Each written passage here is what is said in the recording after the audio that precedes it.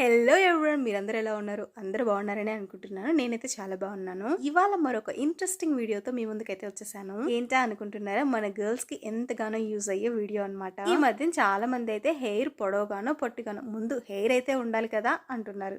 నేను చెప్పింది నిజమా కదా? మన హెయిర్ పొడవుగా ఉన్నా పొట్టిగా ఉన్నా హెయిర్ అనేది స్ట్రాంగ్ గా ఉండాలి అండ్ అలాగే కంపల్సరీగా హెయిర్ కేర్ అనేది ఉండాలి కదా. ఈ వీడియో అయితే ఆఫీసులకు వెళ్లే వాళ్ళకి కానీ లేకపోతే హాస్టల్స్ లో ఉండే గర్ల్స్ కి చాలా బాగా యూజ్ అవుతుంది. సో అలాంటి వాళ్ళైతే వీడియోని అసలు స్కిప్ చేయకండి, చాలా బాగా యూజ్ అవుతుంది.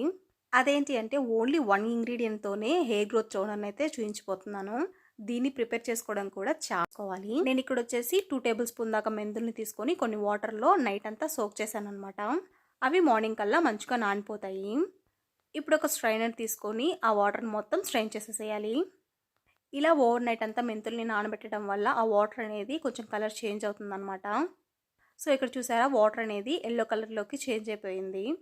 ఇప్పుడు ఇలాగ స్ట్రైన్ చేసుకున్నటువంటి వాటర్ని ఏదైనా స్ప్రే బాటిల్లోకి ట్రాన్స్ఫర్ చేసుకోవాలి.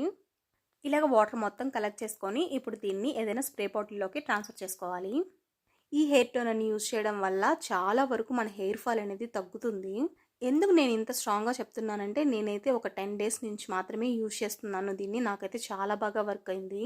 హెయిర్ ఫాల్ తగ్గడమే కాకుండా హెయిర్ రూట్స్ స్ట్రాంగ్గా అయ్యి హెయిర్ గ్రోత్కి కూడా బాగా హెల్ప్ అవుతుంది. అండ్ దీన్ని యూజ్ చేయడం వల్ల డాండ్రఫ్ అలా ఉన్నా కూడా డాండ్రఫ్ అనేది కూడా తగ్గుతుంది.